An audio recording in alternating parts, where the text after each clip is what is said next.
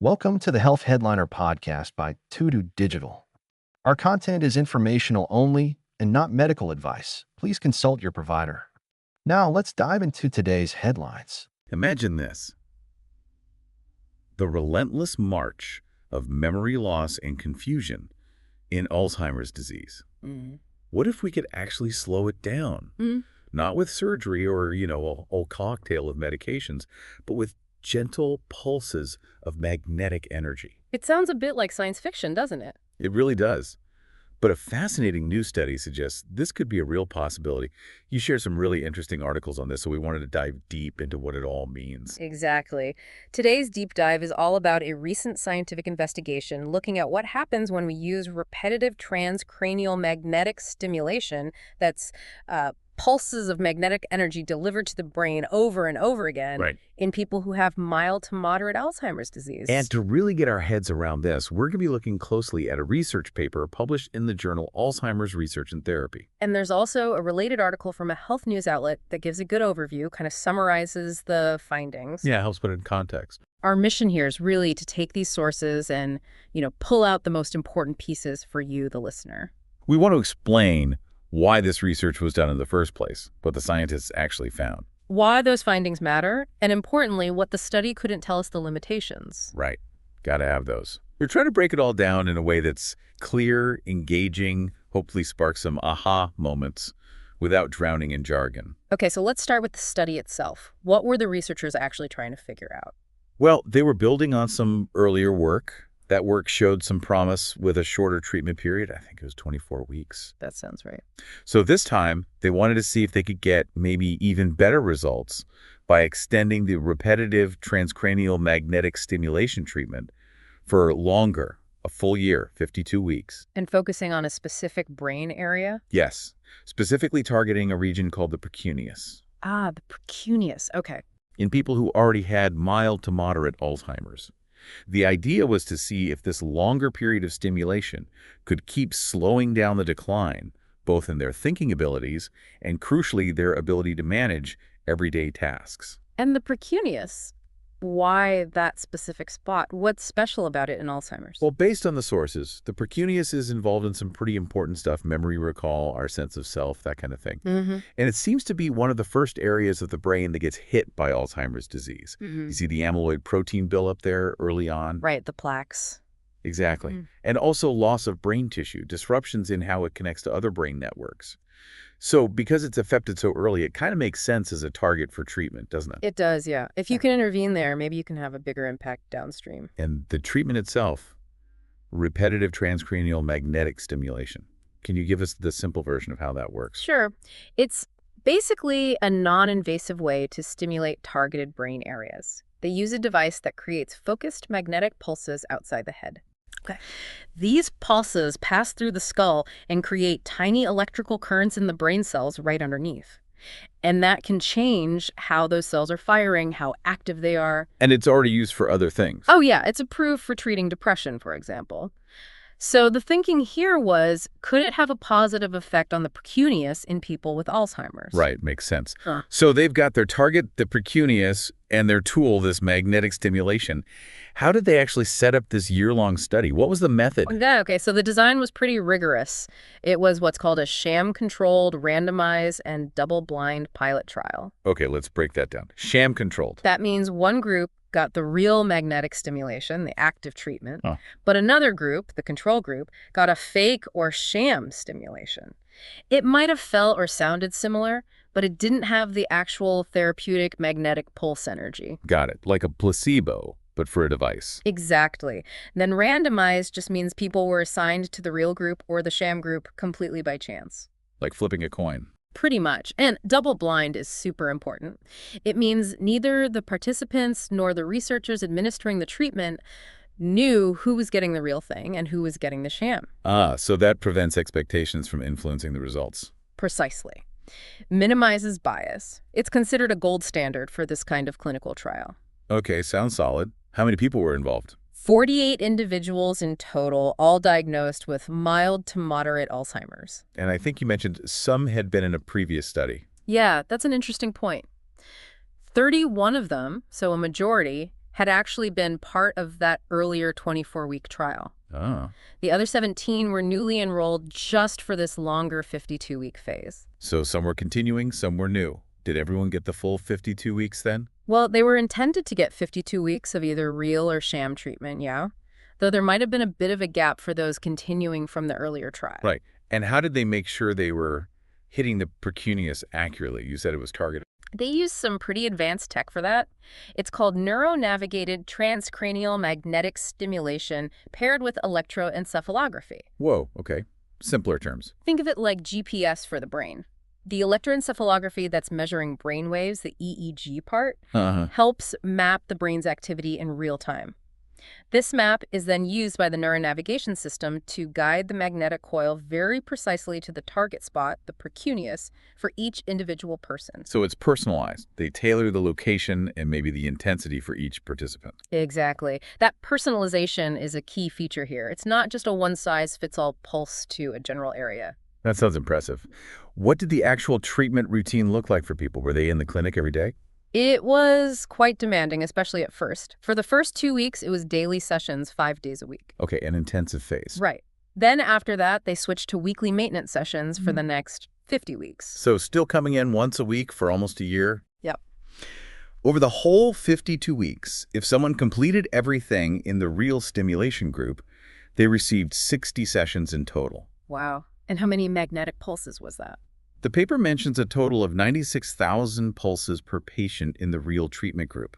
96,000. That's a lot of stimulation. It really is. Delivered consistently over a long period. So after all that, how did they measure if it was actually doing anything? What assessments did they use? They used a whole battery of standard clinical tests, things clinicians use regularly. They measured at the beginning, before any treatment started, and then at regular points throughout the 52 weeks. Like what kinds of tests? Well, for cognitive function, they used several measures.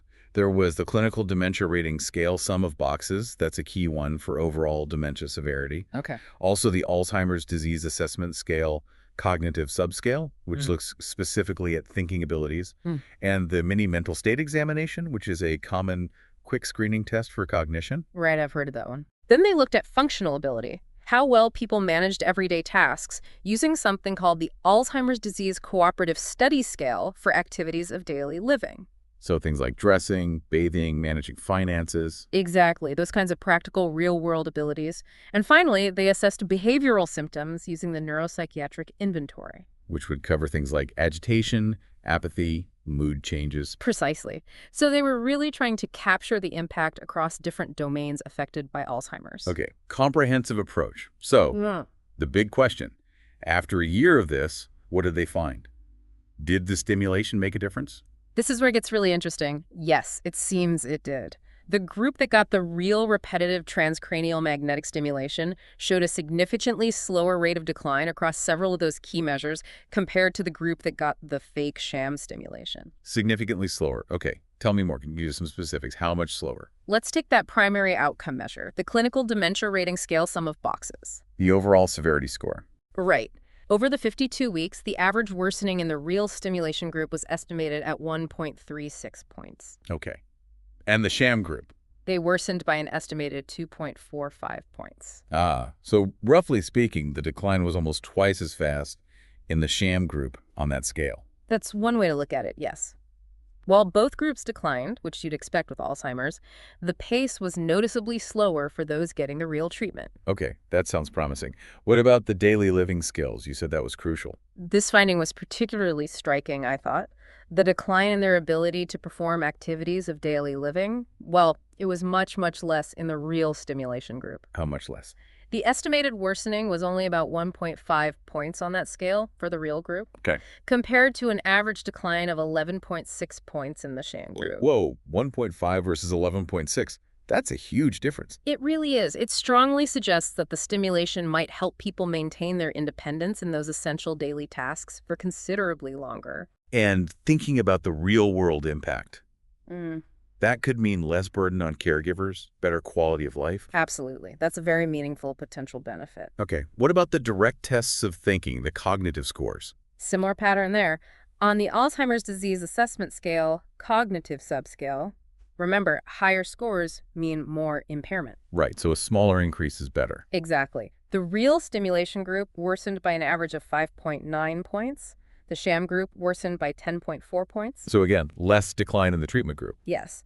And on the mini mental state examination, the scores declined by just 1.1 points on average in the real group, compared to a drop of 3.9 points in the sham group. Okay, so across different cognitive tests and the functional measure, the group getting the real stimulation consistently did better, or rather declined less. That's what the picture the data paints, yes. What about behavior? Did it help with those difficult symptoms? It seems so. The overall score on the neuropsychiatric inventory also showed less worsening in the real stimulation group, an estimated change of about 3.3 points, compared to nearly 7 points, 6.91, in the sham group. Okay. Did they see effects on specific behaviors? Interestingly, yes. When they looked closer, they noted specific improvements within the real stimulation group for things like apathy, which is really common and hard to treat. Yeah, that lack of motivation. Right. And also improvements in euphoria, maybe less inappropriate happiness, and some appetite-related disturbances. Huh. That's quite specific. Addressing apathy alone would be a significant win. Definitely. Now, there was one other finding that caught my eye. Oh, yeah. What was that? It had to do with brain connectivity. They found that patients who started the study with stronger connections within the brain's default mode network. The default mode network. That's the network active when our minds are wandering, right? Yeah. Internal thoughts. That's the one. It's known to be affected in Alzheimer's. Anyway, those with stronger baseline connectivity in this network seem to respond better to the magnetic stimulation treatment. Interesting. So the initial state of that network might predict treatment success. It seems like it might, yes, which hints at possibilities for personalization down the line. Okay, let's zoom out a bit. Thinking about the bigger picture, what are the potential implications if these findings hold up in future research? Well, I think the most obvious one is the potential for a non-invasive therapeutic approach for Alzheimer's. Right. No surgery, potentially fewer side effects than systemic drugs. That's a big deal. Absolutely. And the study really points towards the possibility of genuinely slowing down the disease progression, doesn't it? It does seem that way. Slowing the decline in thinking, daily function, maybe even behavior. Which leads back to that point about autonomy. The reduced decline in daily living activities is huge. Yeah, maintaining independence for longer. That impacts everything for the patient and their family. It could really improve quality of life. For sure. And the fact that it seemed to help with specific, tricky behavioral symptoms like apathy is also really promising. Those symptoms often lack good treatments, so having another tool in the toolbox would be valuable. And then there's that last point about the default mode network connectivity predicting response. Right, the personalization angle. Exactly. It suggests we might eventually be able to use brain scans or other measures to identify who is most likely to benefit before they start a long course of treatment like this. Making treatment potentially more efficient and effective. That would be the hope. These are all really positive implications. Yeah. But we always need to talk about the limitations, right? This wasn't a massive, definitive study. Absolutely critical point. This was a pilot trial. Meaning smaller scale, preliminary. Yes, only 48 participants. While the results are encouraging, you can't draw broad conclusions just yet. We really need confirmation from larger studies involving hundreds of patients, probably across multiple different research centers. Okay. Were there other issues? I think you mentioned something about the completion rate. Yeah, the researchers noted the completion rate was 68%. So nearly a third didn't finish the full 52 weeks. Right. And they mentioned this was partly due to disruptions from the COVID-19 pandemic, which made it hard for some people to get to the weekly sessions. Ah, okay. Real-world challenges impacting the research. Exactly. And having fewer participants complete the full study could potentially weaken the statistical power, the ability to confidently detect a real effect. Makes sense. Anything else about the study design itself? Well, it was conducted at just one single center. So the results might not apply everywhere. Different populations, different healthcare setups? It's a possibility, yeah. Multi-center trials help ensure the findings are more generalizable. Also, remember that many participants came from that earlier 24-week trial. Right. Could that introduce bias? Potentially. Yeah. The people who agreed to continue into the longer study might be different in some way from those who didn't. Maybe they felt they were responding well or were just more motivated. It's hard to rule out that kind of selection bias. Okay, good point. And did they look at biological changes in the brain alongside the clinical tests? Not directly in this study, no. They didn't track things like amyloid or tau levels in cerebrospinal fluid or blood over time. Ah, so we see the clinical effects, but not the underlying biological mechanism. Right. Including those kinds of biomarkers in future studies could give much deeper insights into how the stimulation might be working. The authors themselves suggest this. Okay, so promising results, but definitely needs more work to confirm and understand them fully. What did the researchers themselves conclude? What were their main takeaways? Their main conclusion was pretty direct, that 52 weeks of this specific type of repetitive transcranial magnetic stimulation targeting the precuneus may slow the impairment of cognitive functions, daily living activities, and behavioral issues in people with mild to moderate Alzheimer's. Using that cautious word may. Appropriately so, given the pilot nature. They strongly emphasized the need for those larger multi-center studies to really confirm the clinical potential. Did they suggest how this might fit in with other treatments? Yes, they did. They proposed that future research should look at combining this brain stimulation with drug therapies. Like the newer drugs targeting amyloid or tau. Exactly. Or drugs targeting inflammation. They think there could be potential synergy. Maybe the combination would work better than either approach alone. Interesting. Combining different mechanisms. And they also highlighted that finding about the default mode network connectivity again. Yeah, the potential way to pick the right patients. Yeah, they see it as potentially useful for identifying patients who are most likely to respond well, paving the way for that more personalized treatment strategy. Okay, so considering all this, it's pretty exciting to think about a future where non-invasive brain stimulation plays a real role in managing Alzheimer's, isn't it? It really is. It opens up avenues beyond just pharmaceuticals. It makes you wonder, what other non-drug approaches might hold potential for conditions like Alzheimer's or other neurodegenerative diseases? And how do we encourage more rigorous research like this study, but on a larger scale? Good questions. This study gives us a compelling glimpse, I think, into a possibly gentler, yet still potentially powerful way to tackle such a devastating disease. Maybe it encourages us and listeners to explore concepts like brain plasticity, the brain's ability to change, and these non-invasive stimulation techniques a bit more. What questions does this deep dive spark for you? Thanks for tuning in to the Health Headliner podcast by To Digital. Like and subscribe for more health news and breakthroughs. Stay healthy and informed. See you next time.